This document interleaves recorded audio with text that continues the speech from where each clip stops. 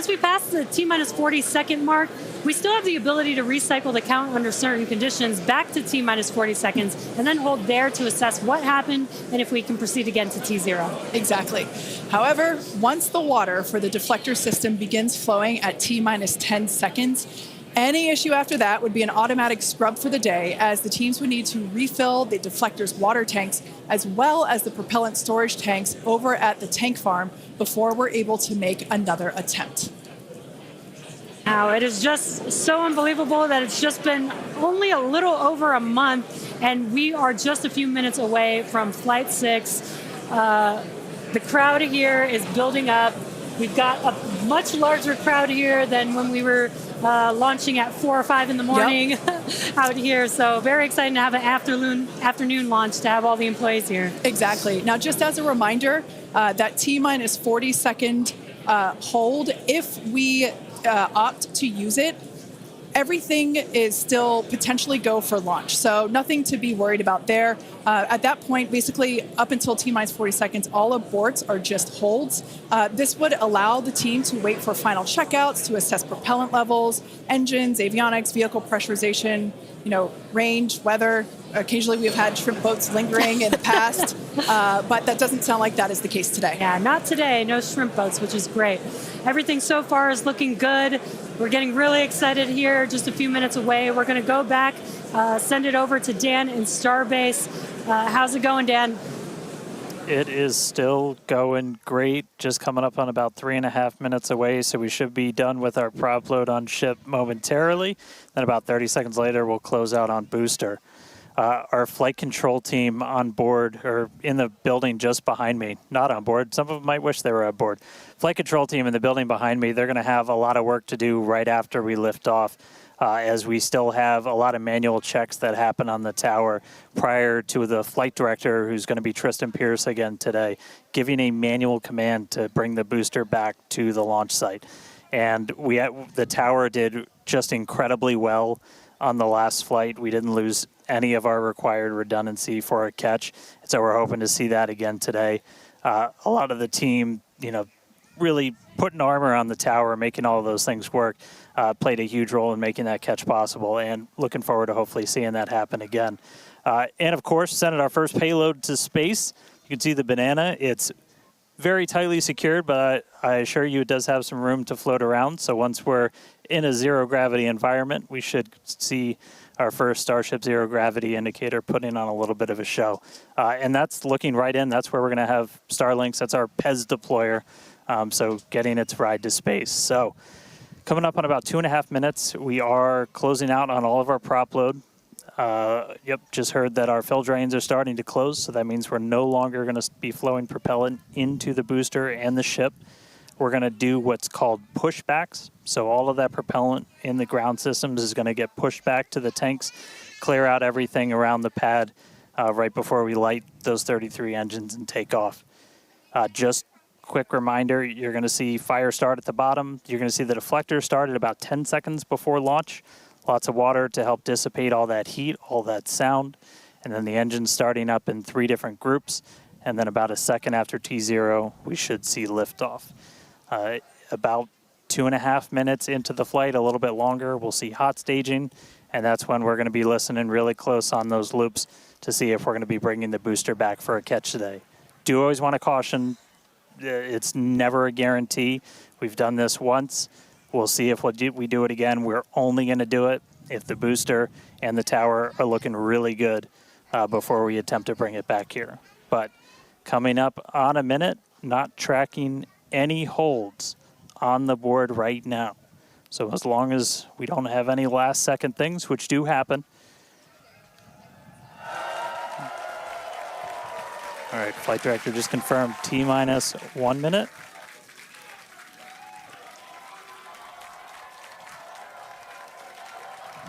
Key moment to look at in 10 seconds, that T-minus 40.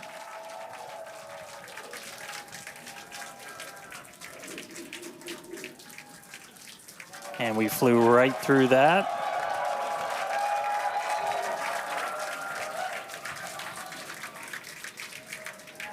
Flight directors go for launch. All right, we're now T-minus 20 seconds until liftoff of Starship Flight 6. This will mark our second attempt to catch the Super Heavy booster at the launch tower, as well as 10, 9, 8, 7, 6, 5, 4, 3, 2, 1.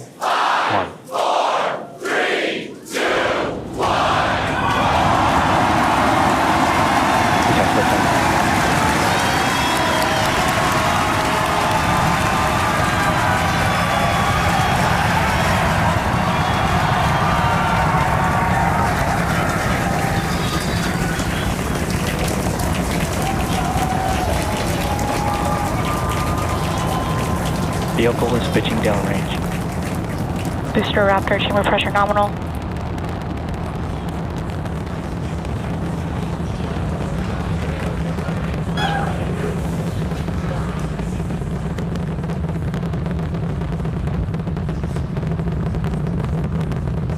Booster and ship, avionics, power, and telemetry nominal.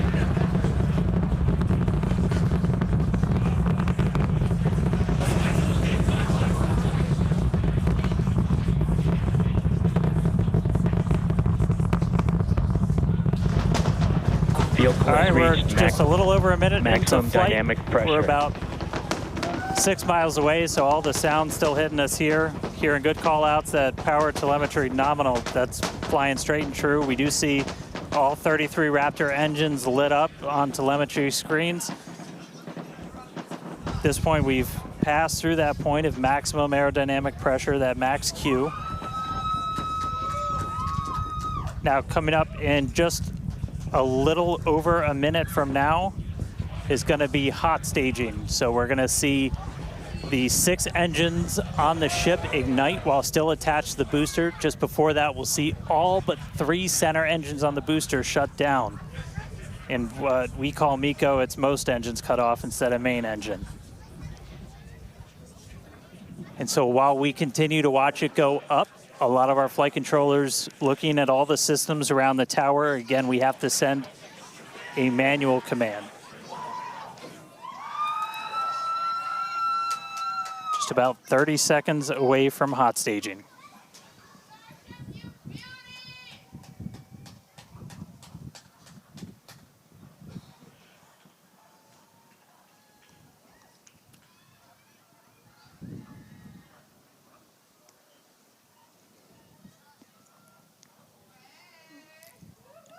And we heard the tower is go for catch. Booster engine cut off.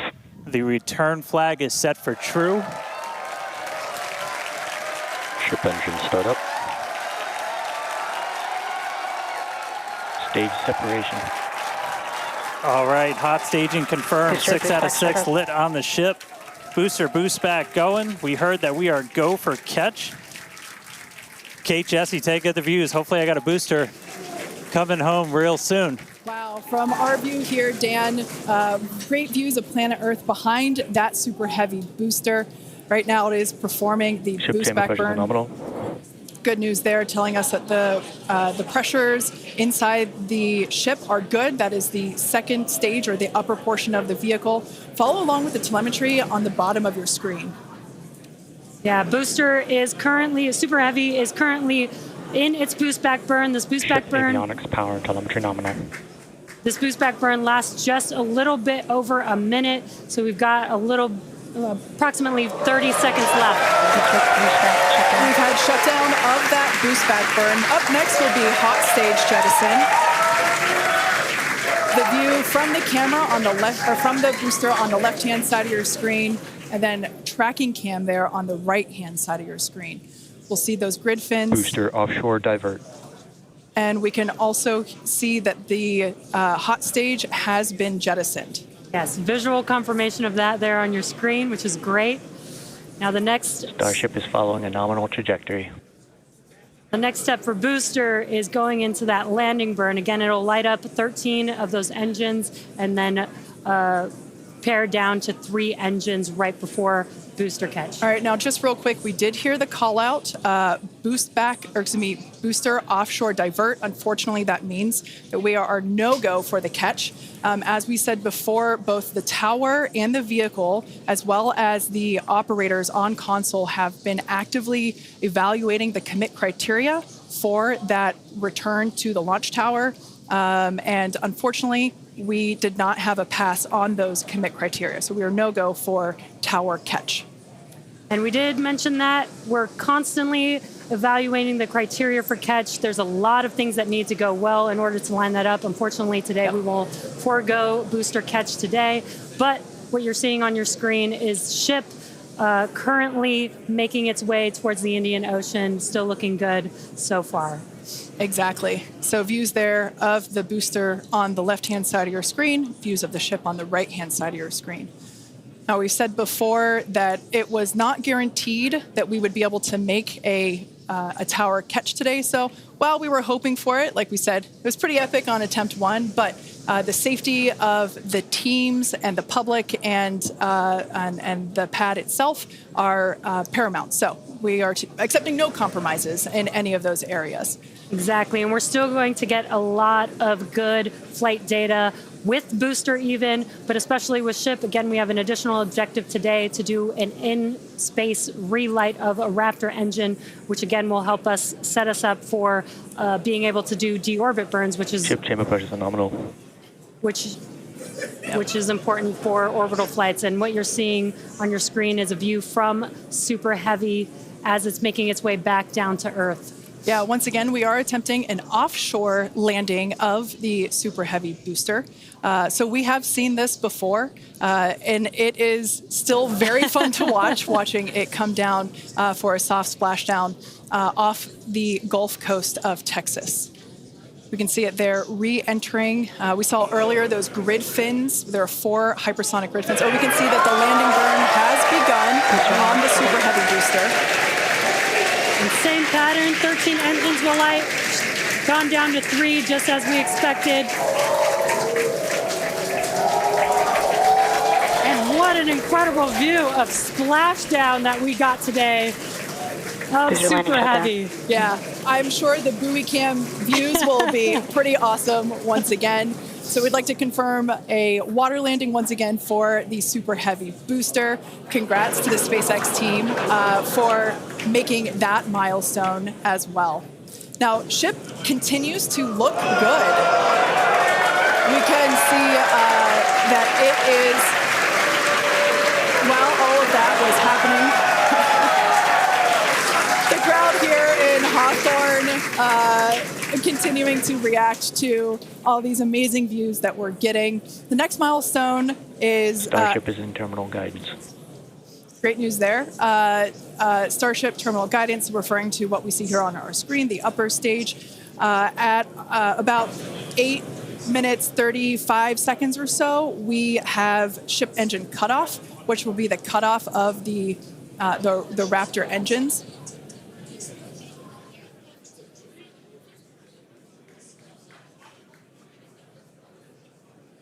We can see on our screen ship giving us some incredible views brought to us by Starlink.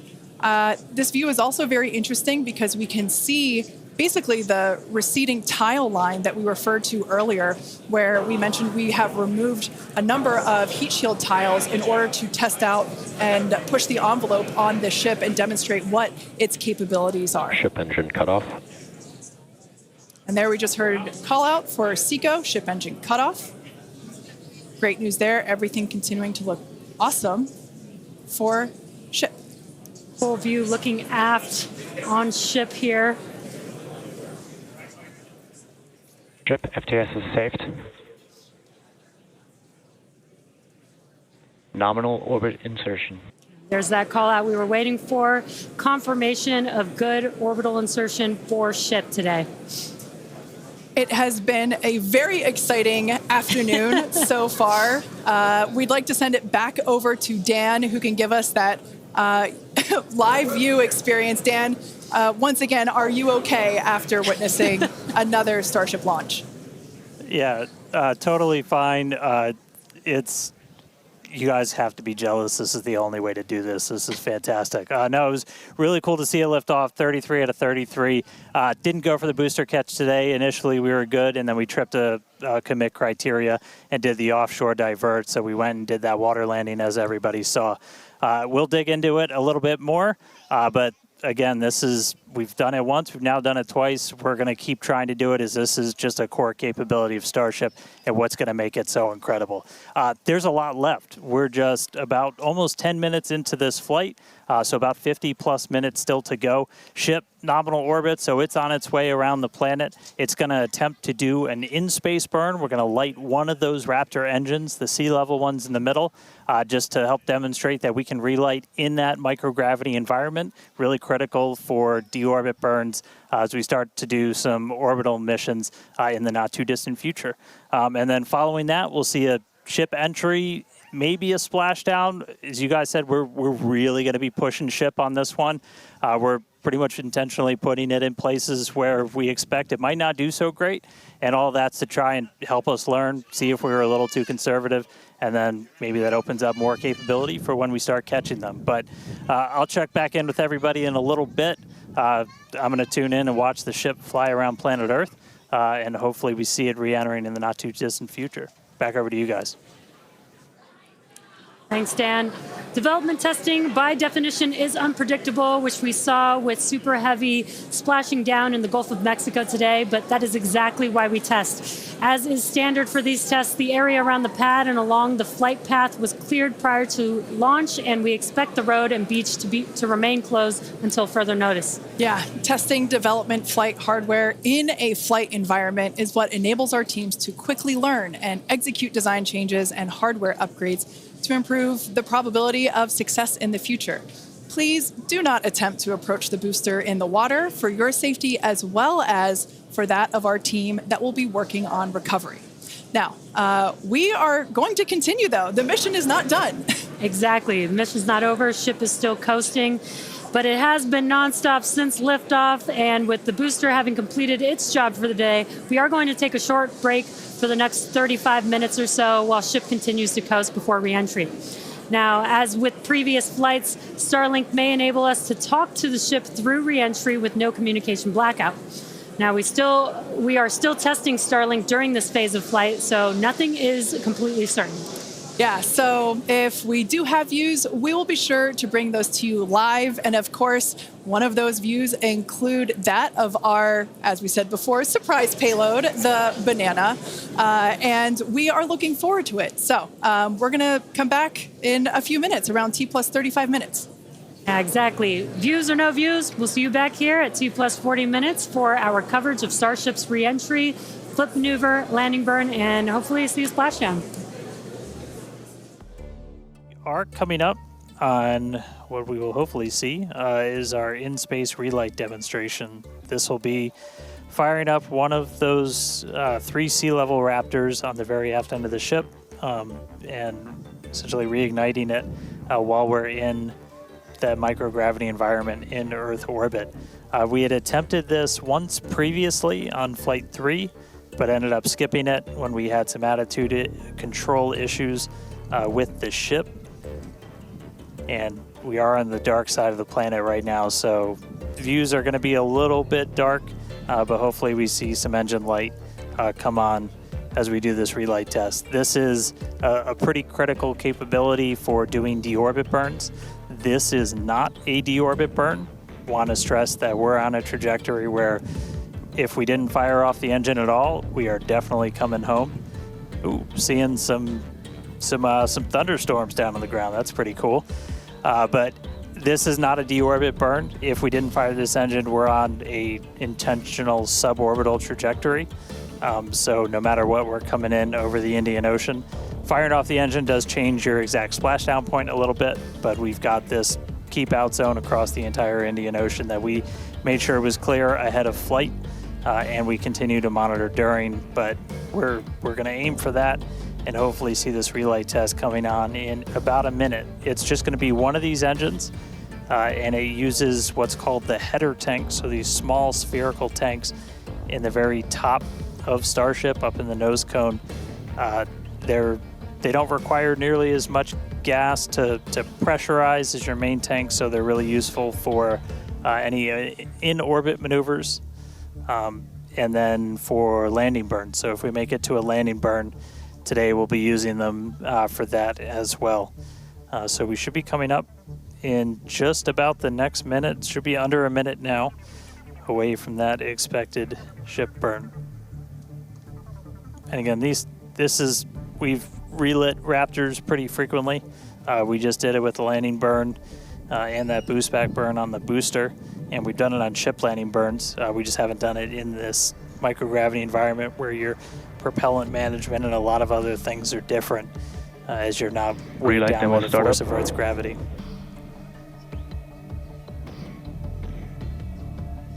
And just heard the call out for startup. There's some light. There's that Raptor relit. And shut down. All right, there you have it. The first time ever lighting a Raptor while in outer space, other than our ascent burn. So really cool to see that relit. That's a pretty critical capability that we're going to need when we're doing orbital missions in the not too distant future. So check another one off. That was a really cool. That was an objective we really wanted to hit on this one, and so good to see ship knock that one out in orbit. But for now, we're going to coast for just a little bit longer, and then it'll be time for ship entry. So we'll get the usual light show as we return from hypersonic velocities. We're just starting to do the entry prep for that, so we're going to get the flaps positioned. And then it's going to start taking the brunt of all of that heat as you're coming in from well in excess of 10,000 miles an hour. That's all going to build up a lot of heat as you're encountering an increasing atmosphere, building up that friction. And we're going to see how the tiles fare. We've also got some pretty cool tile experiments that we'll talk about in a little bit. But coming up real soon, ship re-entry, successful relight, and we'll start this entry part soon.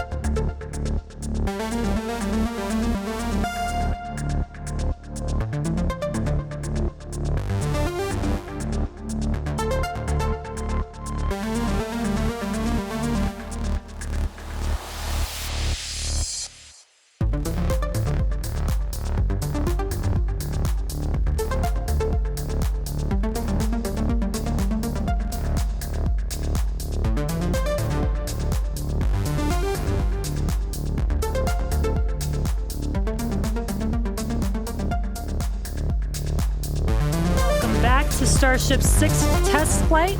It has been an exciting day so far. We lifted off from Starbase at 4 p.m. Central Time. The Super Heavy booster and ship had a successful separation as well as a good boostback burn and good separation of the hot stage adapter. We did not attempt a return to the launch site and catch attempt today when strict criteria were not met, and the Super Heavy booster executed a planned divert to a landing burn and soft splashdown in the Gulf of Mexico. Yeah, obviously, we were hoping to come back to the tower, but this was a test, and we knew that it was a very viable possibility. Starship is at 85 kilometers. Flaps now have control of the vehicle. All right, great news there, turning our attention over to the star of the show here, giving us these amazing views once again.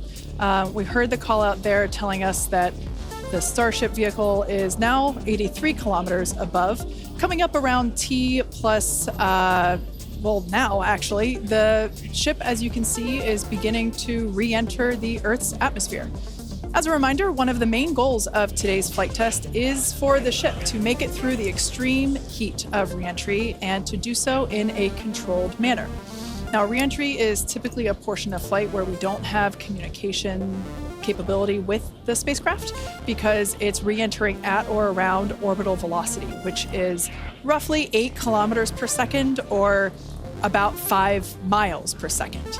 Now at those speeds, yep, pretty fast, the spacecraft is moving through the atmosphere rather quickly, and that results in friction, as we can see that starting to happen on our screen, and this creates a plasma field around the vehicle.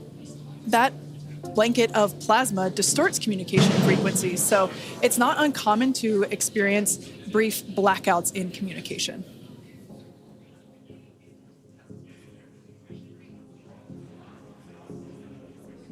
Starship is approaching the peak heating phase of entry.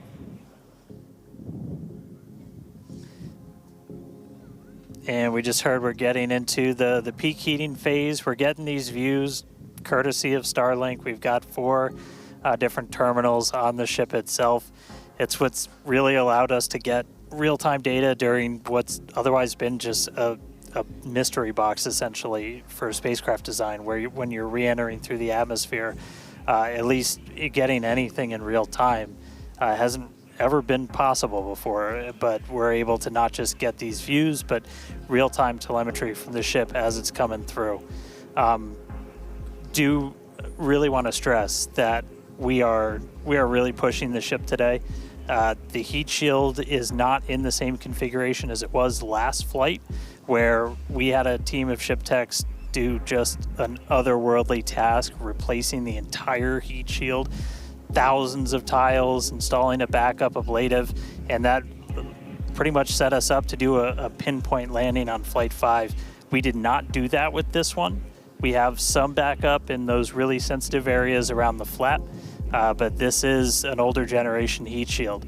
And knowing we weren't going to do that, we even went and removed some extra tiles. There are some missing tiles on the nose cone where we're testing some backups. There are some steel covered tiles in a couple of different spots.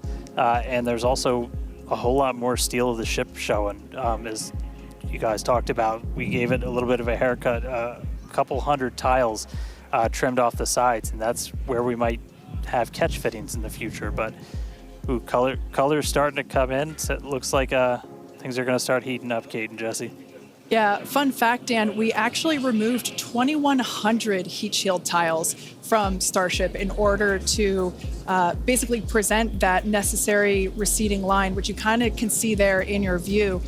Think back to previous flights. The heat shield line came up further on the vehicle, and just like Dan said, we want to test the vehicle beyond what we think it is capable of carrying based on our simulations and calculations. So once again, to just be super plain, don't be surprised if we see some wackadoodle stuff happen here. We won't be. There are a number of things that we are testing out intentionally to see what the ship can take. Yeah, exactly. And knowing what those limits are will really help us design the vehicle of the future. Essentially, removing those tiles helps us remove a lot of weight from the vehicle, a lot of things that might potentially need refurbishment in the future.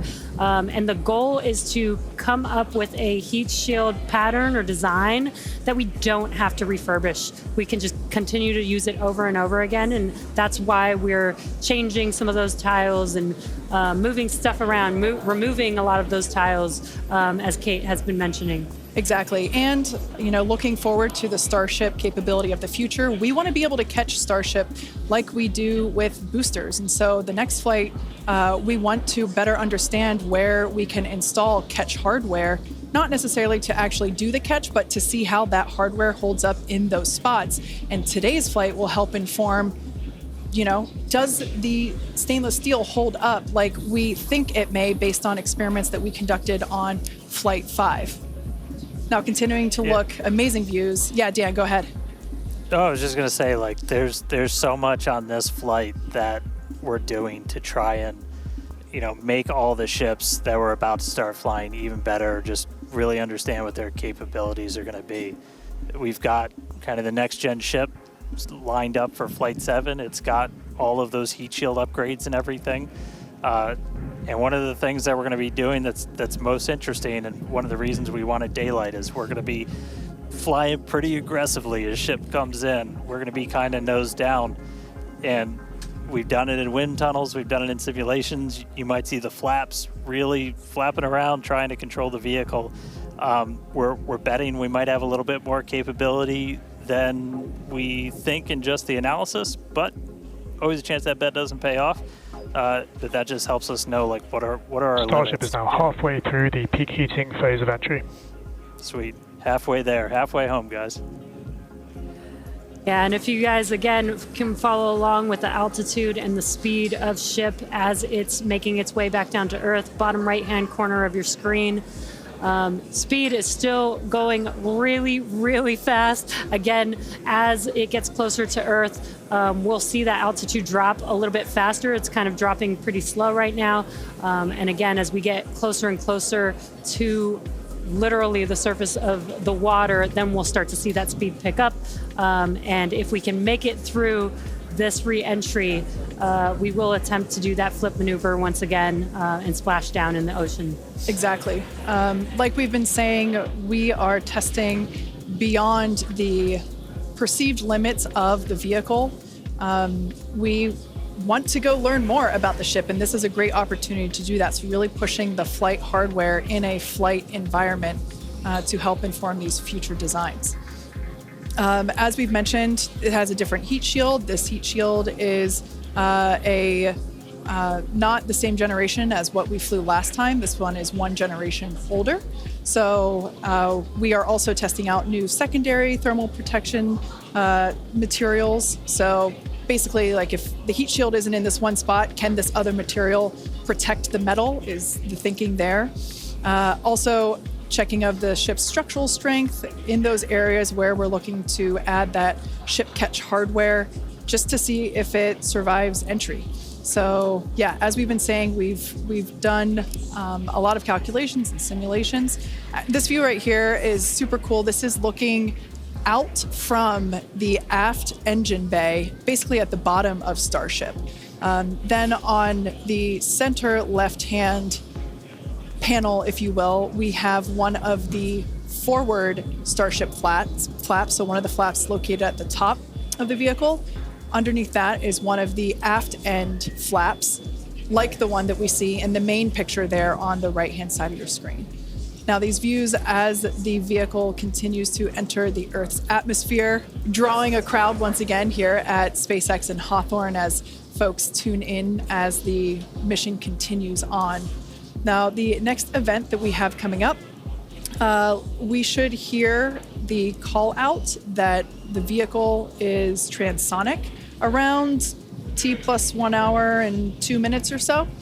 That means that the vehicle is traveling near the speed of sound. We say near the speed of sound because there are certain parts of the vehicle where airflow is going faster and other parts where it's going slower. So it kind of teeters there on the brink of the speed of sound. So once we have equal flow on all parts, then we'll hear it's subsonic. Yeah, and and almost real quick, almost a reverse of, I'm sorry, Jesse, almost a reverse of before. We see the Earth starting to come into view. We've got sunrise there over the Indian Ocean. So this is going to look different from any of the reentries we've had before. And it was specifically so like we get as much daylight as possible to see how ship does this. Over to you, Jesse. Sorry about that. Dan, great minds think alike. That's exactly what I was going to point out, is that we're getting a lot clearer view of the Earth in the background with the different temperatures that we're seeing, with the different colors of that plasma around the ship, which is really, really cool to see. Again, we are pushing the limits of ship today, but so far everything is looking pretty nominal. We'll see how the next few minutes goes. Yeah, like we've said before, don't be surprised if this is not entirely smooth sailing all the way down to the ocean's surface. Similar to Flight 5, we are targeting the same splashdown location in the Indian Ocean, but we are not expecting to recover the vehicle.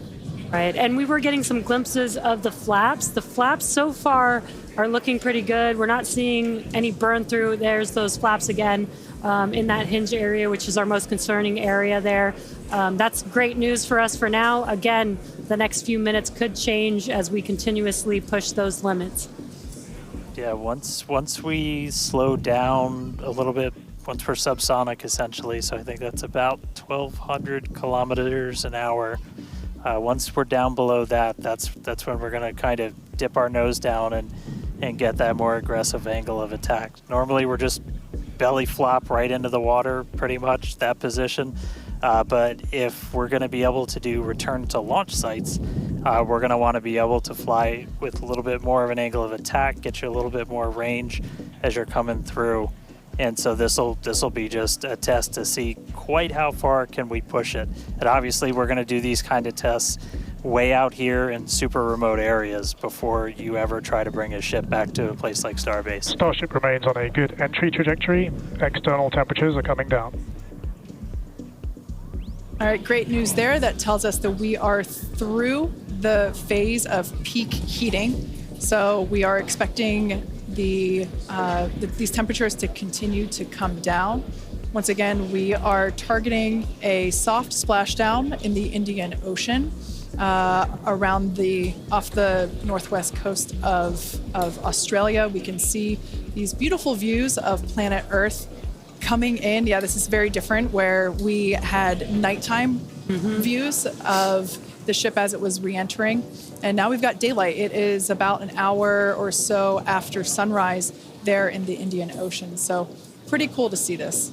Yeah, and it might not seem like it makes a huge difference, but we do get a little bit more light on ship as well for the camera views that we have, which is very beneficial for us to visually see anything and try and correlate that to any of the sensors or data that we have on the vehicle. Exactly. That is why we shifted our launch window so that we could have that daylight in order to improve our observations of the vehicle. So not only are we getting all the raw data from all the sensors that are on board Starship, but we also have multiple cameras and assets out there that are watching the vehicle and will also be able to tell us with this visual story that is also very, very important. And as we get down a little bit lower, the Raptor engines are in their chill phase right now, so just essentially getting them primed to turn on. We're going to use those 3 center engines to do a landing flip and then a landing burn. So we'll come down kind of in that slightly pointed down belly flop and then fire off those engines to flip us around and then do that final landing burn. That should be coming up in just under 5 minutes from now.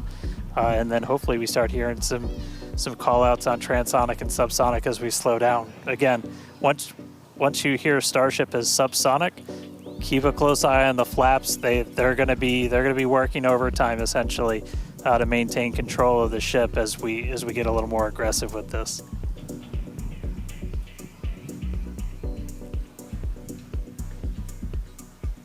We can see that we are beginning... Starship has passed maximum entry dynamic pressure.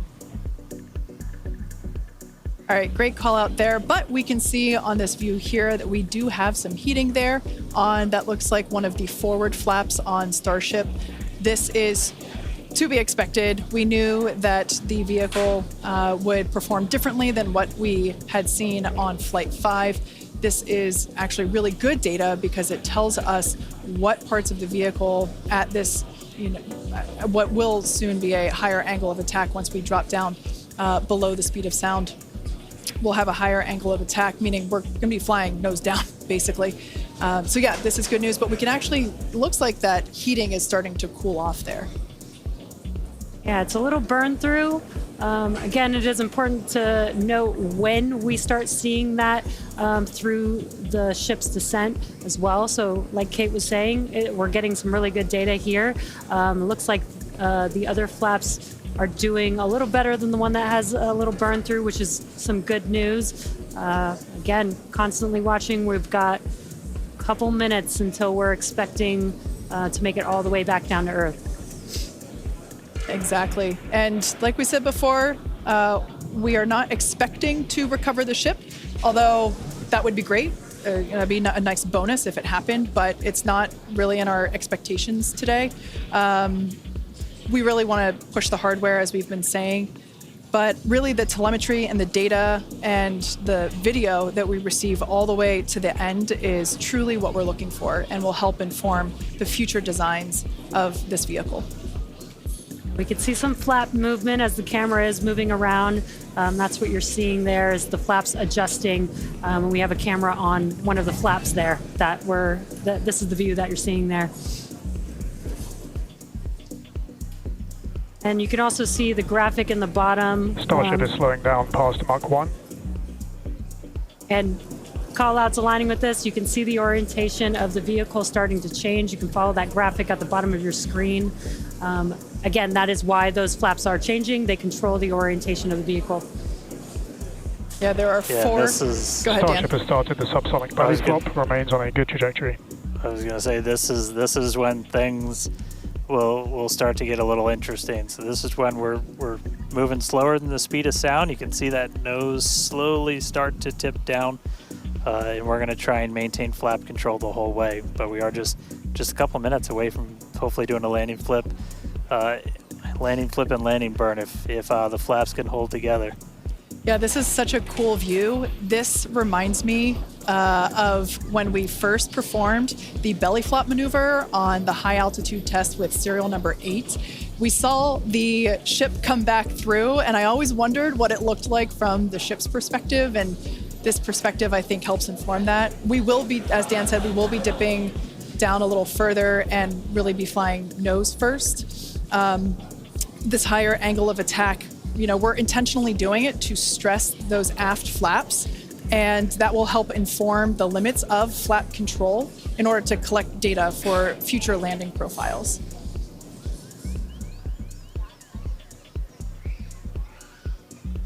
I mean, we're looking good so far. We've just got about 5 kilometers in altitude to go. We'll ignite the engines when we're still just a couple hundred meters over the ground, do that flip. Starship is passing through 5 kilometers altitude, remains on a good trajectory. I have a feeling this is going to look so cool as it passes through the clouds. Obligatory shout out to the entire avionics team on Starship. And there's that nose down orientation.